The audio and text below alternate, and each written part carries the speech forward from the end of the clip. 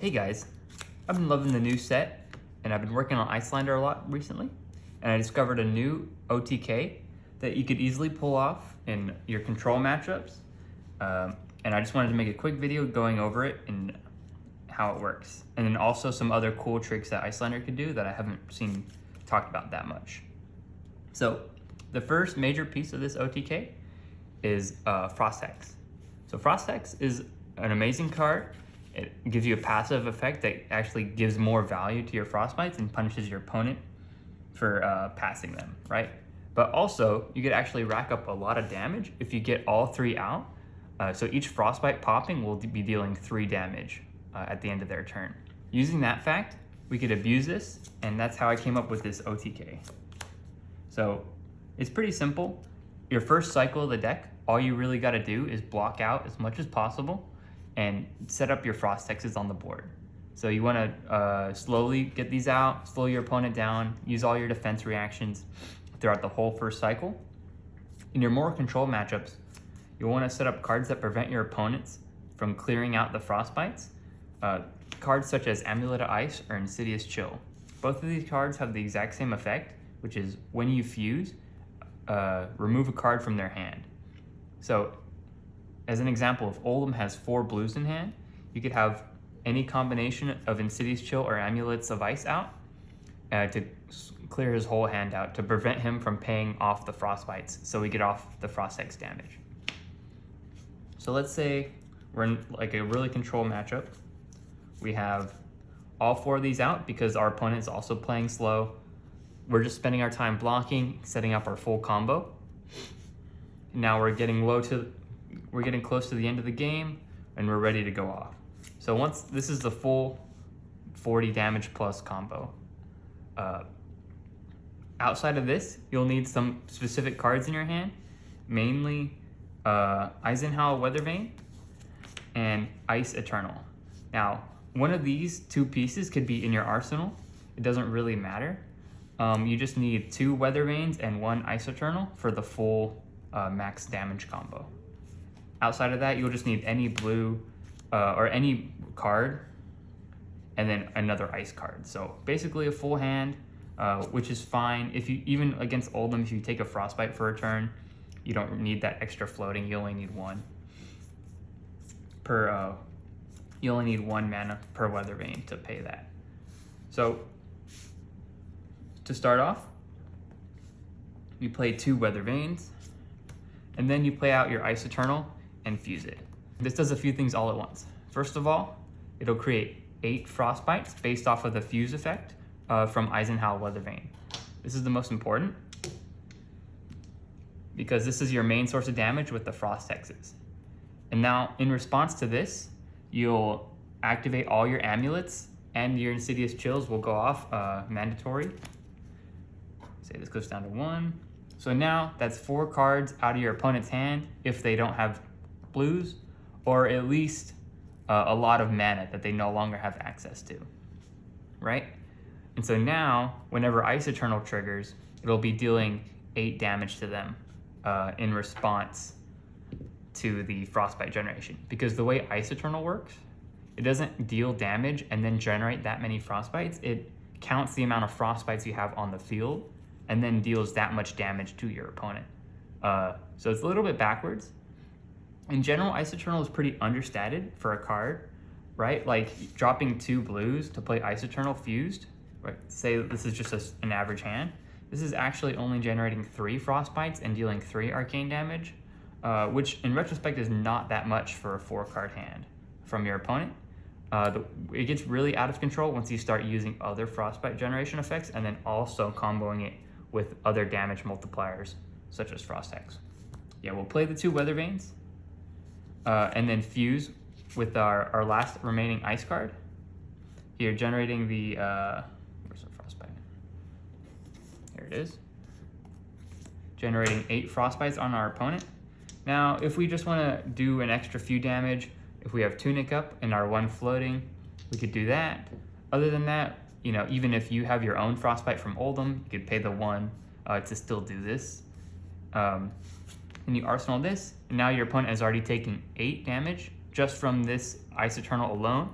but they're gonna take a lot more because now they should have either one or no cards left in their hand, depending on how many removal cards you've set up and what deck they're playing. And then also, you're gonna get your full turn, or their turn, right? Our turn.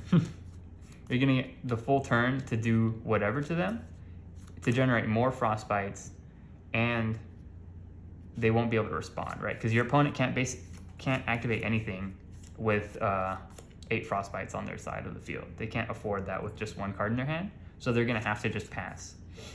So when they pass priority, you'll play out your last remaining the ice card you arsenaled from the fuse, generating at least 1 more frostbite. And then you could even, pay for a waning moon, which is just an extra 3 on top. If you happen to still have Storm Striders up and you draw any other ice fuse card, you could also play that out, triggering off any remaining Insidious Chills. Sometimes in tempo games, when you don't have a full combo setup but you're still kind of low, you might need to do this. Otherwise, this should still kill no matter what. And zap them for a few more. And now when all these frostbites come off, these are each gonna deal 9 times 3, plus any arcane damage you did on the first zap. And then if you happen to, fuse your last card or generate even more frostbites somehow with Storm Striders or Energy Potion, if you happen to have that out, then you're just even more insane. All right, say we have a hand that's really similar to this, right? We don't have the full combo, but we've been trading damage with them, blocking out, getting some frostbites in when we can. Even here, you could pitch 2 cards to play this. You'll have 5 floating. Oh, no, sorry, this way. 2 floating. And then you'll play your Ice Eternal, paying 1 for it. And this will generate 5 frostbites when you fuse. And even this is a 15 damage combo with just not much setup. And you can start getting value off your Ice Eternals and your Frostexes before you're even at the end of the game, just to post threats, right? And now when I draw into my second Ice Eternal or my second Weather Vane, pretty much any fuse effect is just generating free frostbites and free damage on your opponent and stun locks them out of the game. So that's basically the full combo. It's pretty simple. Any amount of Frostex is out. You make them dump their hand using Amulets and Insidious Chill, and then you just Eisenhower Ice Eternal. Even if you're in a pinch and you don't draw Ice Eternal at the right moment, if you just have either, you could have it in Arsenal, because it's still a blue that you could play on your opponent's turn if you have to. But also you could play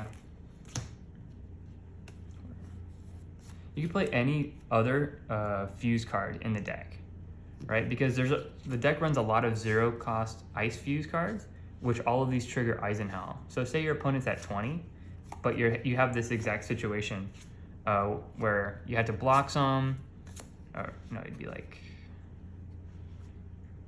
yeah, it'd be something like this, right? This is an Arsenal, this is in hand.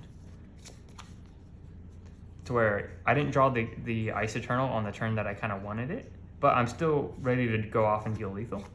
So you'd pitch whatever, play your 2 Eisenhowers, and then fuse with your 0-cost fuse.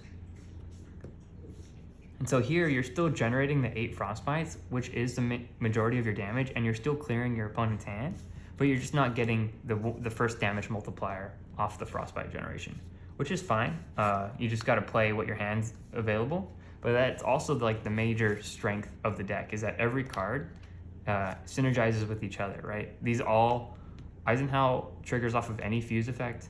Frostbites trigger off of Frostex, no matter how they're generated. And then also, this Insidious Chill triggers off of it. So you could even intentionally, play tempo, like fusing once or twice, and you only need that last trigger for the combo. So you could play it really, really tight. It'd be pretty good.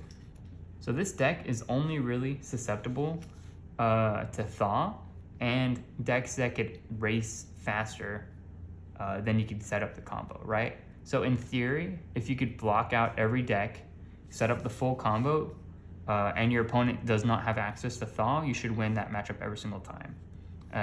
Oldhim is a really good example to where it's a perceived near insta loss for Iyslander because they have access to all the mana that they need, and then on top of that they have access to all the arcane barrier and then a consistent source of damage. But also you as the Iyslander player have the most amount of time to set up your full combo. So you could guaranteed strip all cards out of their hand, generate 10 Frostbites, and each of those Frostbites will be coming in for 30 damage plus the 10 when they're generated. But yeah, if your opponent has access to Thaw, then it kind of ruins a lot of the late game value that Frostex generates. And actually, it's probably a detriment to you to take damage to play this out.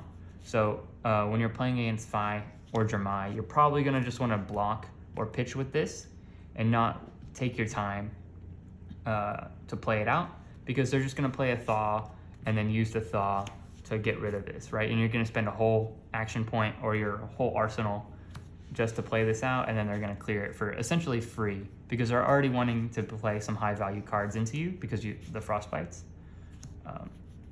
So you could still get it one out kind of early and then try to get some really efficient damage before they could clear it, but that's a bit lucky. So like maybe turn 1 or 2 if you happen to draw it then. But other than that, I would probably just block with it. Another really cool interaction I wanted to show off with Iyslander is the strength of Freezing Point, specifically as a major source of damage for your deck when you're trying to play a fast game.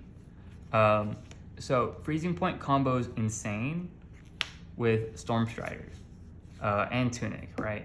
So whenever you have Freezing Point, half the cards in your deck have massive Frostbite generation or freeze effect generation.